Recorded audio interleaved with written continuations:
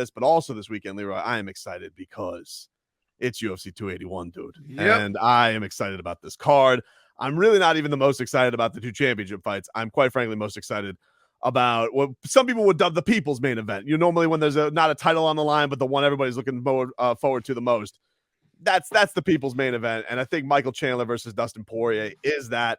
And we got Michael Chandler joining us on the Toyota of Hollywood hotline. Shop over 1,500 Toyotas indoors in one of America's largest showrooms at Toyota of Hollywood on 441 between Hollywood and Sheridan. And Iron Michael Chandler joins us here on the show. Michael, we really appreciate the time, man. Thank you so much for joining us. What's up, boys? How are we, man? What's happening? I'm living the dream. Let's do this thing. Mike, how was the stare down yesterday? Well, that's it's always like that first look at Dustin Poirier. How were the vibes with that yesterday? Man, it's always good, man. You see the opponent, you watch his fights, you cross paths with him in the past.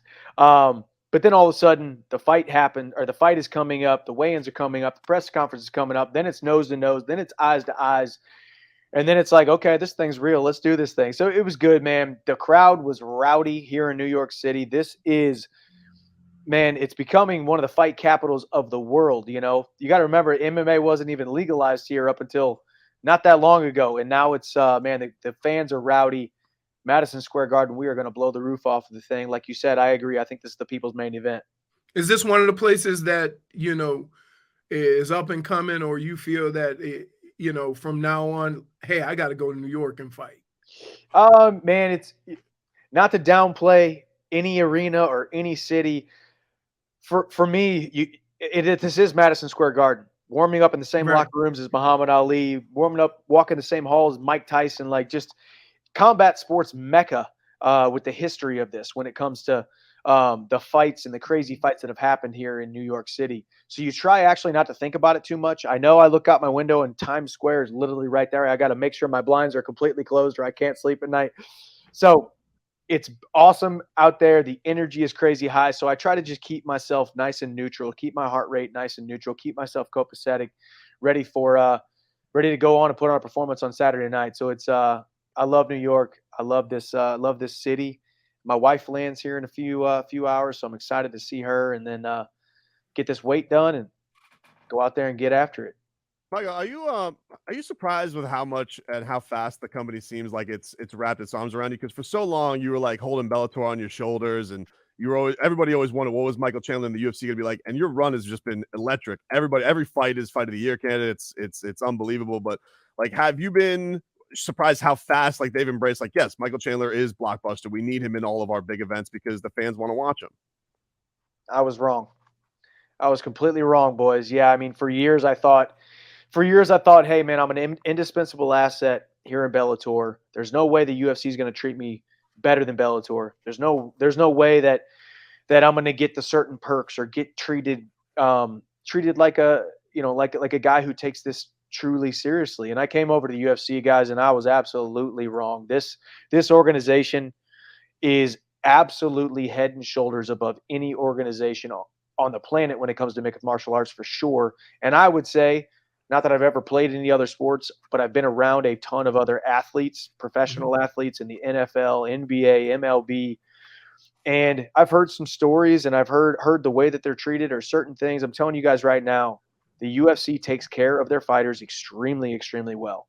They rented out the kitchen here at the hotel to make sure that we have a chef on site cooking for us at all times.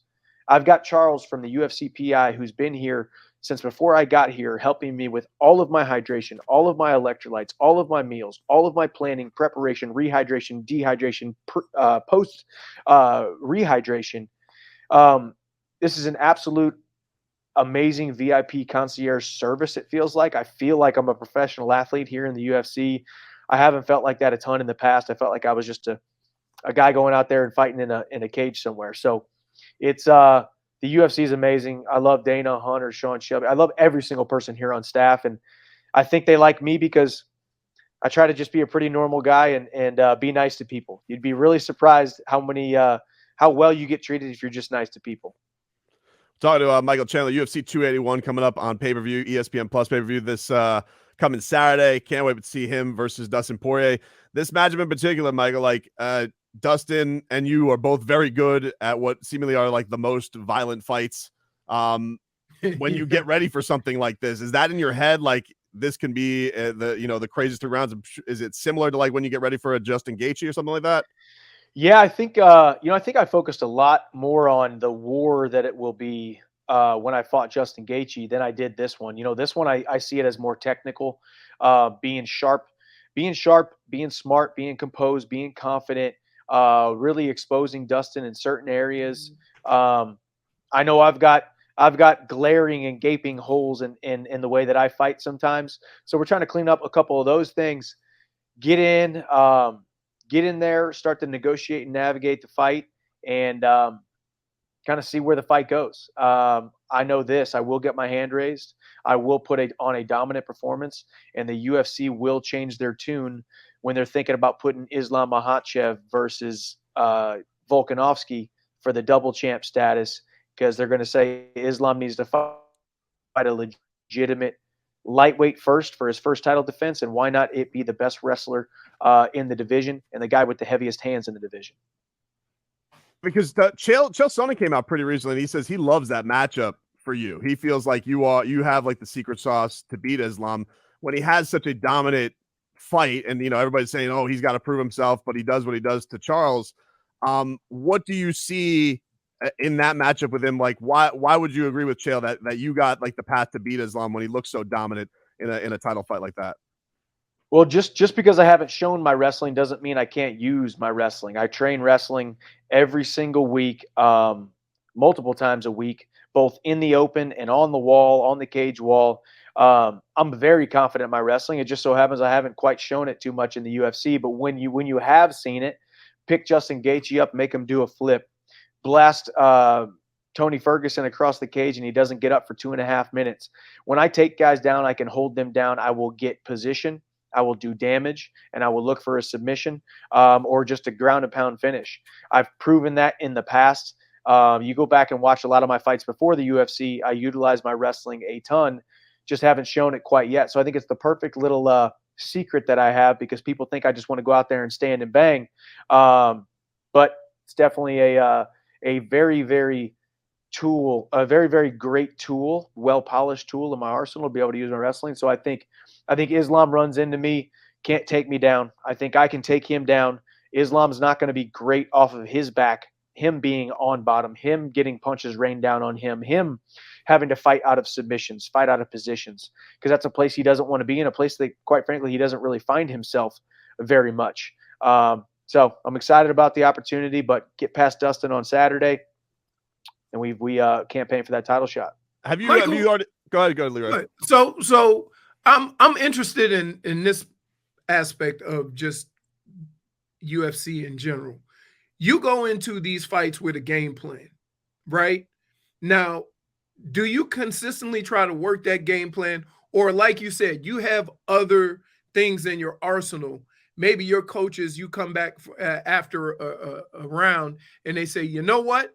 Let's go to this. Or do you stick with the game plan? Is it fluid, or are you constantly trying to perfect what the game plan is? It's a very, very good question, because we all know in any endeavor in life, if you got a plan and then things start deviating from the plan, right, immediately that can harbor unsuccess, that can harbor failure, right? So right. These fights are more mental than they are physical. So, if you have one game plan in mind, say you want to go out there and you just want to strike with them, then you get taken down, then immediately, okay, now I failed. And now it starts getting inside of your head, or vice versa. You want to focus on the wrestling and you can't get the takedown. That can harbor failure in your mind inside of the very short window of opportunity that you have to be as mentally built up and physically built up to go out there and beat your opponent. So I think the game plan is always fluid. The good thing is we know exactly who Dustin Poirier is. He knows exactly who I am. We've seen a ton of tape on each other. You got to go out there and just let the fight progress. Let the fight happen. The best knockouts don't happen because you were 100% focused on just that one technique. They happen because you're in your flow state. You're making decisions on the fly. You're making the best decision you have with the information you have at that time.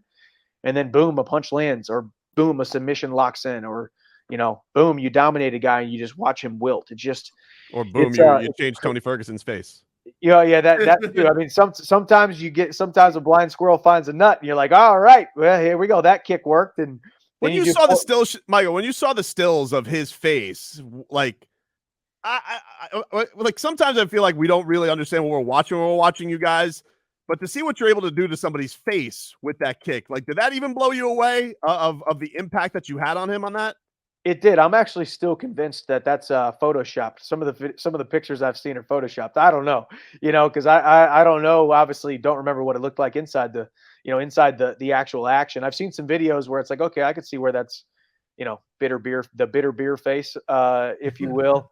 But man, yeah, it was crazy, and it worked out really well. And here we are. It's just the fight game that we chose, man. That's why people love it. That's why you guys tune in. That's why I love to do it. That's why all the fans love to do it, because we're fighting in 4-ounce gloves, and anything can happen at any moment. Yeah. Now, and to further along that, because this is what excites me about it. What we just talked about. Do these fights tend to come around when somebody's not able to, like you say, move fluidly through a fight? It always seems like that's when the fight becomes stagnant. Like one guy isn't very active because he's almost frustrated that his game plan's not working. Have you ever, either seen that or been a part of that, where you spend a lot of time trying to figure out what can and can't work? Yeah, it's a great question. Yeah, it's happened to me in fights before. I've seen it, watching fights both live and on TV, and that's why you just have to continue the overarching theme of continuing in the course of action, irregardless of the opposition or previous failures, previous setbacks, because that's really what it is. Every single exchange, every single second, every single minute is another exchange that you have to then mentally, physically, or spiritually work through, and then continue to keep on moving forward. Not necessarily moving forward physically. Maybe it's backing up. Maybe it's using your footwork more. Maybe it is more movement. Maybe it's covering up more. Maybe it's just being more of a volume puncher when you're more of a big one punch guy. Maybe it's using more wrestling. Maybe it's not using wrestling at all. You see guys make bad decisions in fights, and you're like, why did you do that? I've done that. I go back and watch my fights. I'm like, man, if I wouldn't have done that one thing right there, it would have changed the course of the entire fight, or changed the view of the judges, and I would have got my hand raised. So I think we underestimate and we underappreciate how truly hard it is to win fights sometimes, and how truly hard this sport is when you're fighting the best guys in the world. Dustin Poirier is one of the best guys in the world. So here goes nothing. Let it fly, baby. Can't wait for it, man. UFC 281. Go buy this one on pay-per-view. It's going to be well worth your money. Michael Chandler is always worth the price of admission or pay-per-view price. We appreciate the time, man. Thank you so much, and we can't wait to watch it. Thanks, Michael. I appreciate you guys. Thanks for having me. Alrighty. There See you you go. at the top. Iron Michael Chandler. You guys catch him this Saturday. That's one of the things. That's one of the things that I'm just baffled by, because a lot of these guys, go into fights and they always talk about, we talk to these guys all the time. They always talk about how aggressive they're going to be. I'm going to go after them. I'm going to do. Everybody before a fight is aggressive. And then you get in a fight and something doesn't work and they just stand there, right? Like, oh, I shot my shot. It didn't work. Now what? Yep. I can't wait for that fight, man. Goosies. Oh, you excited, Marcos? You excited for Saturday? Yeah, man. Did you see? Okay, so what's the toughest thing on a guy? It's not like a scary tattoo. Mm-hmm. It's not a scar. Mm-hmm. It's cauliflower ear. Yeah, cauliflower ear. Oh my goodness. Yeah. And so that is the sign, right, of a guy that wrestles. Yeah, don't mess. But except I don't think DC has cauliflower ear. I don't know. I mean, listen, I don't think he's been put on the ground very much. I found out it's genetic. What? Yeah, Steve-O has this whole thing where he tries to get cauliflower. Wait a minute. We talked to him about that. Wait a minute. It's strange. So the reason why you think it's genetic is because of Steve-O? Yeah, he tried. No, do you remember when we had Steve-O on and he was like, yeah, I went to ATT. I was trying to get Jorge Masvidal to give me cauliflower ear. He did, and he punched him in the ear with the belt. His ear was already swollen. It exploded with blood. You sure?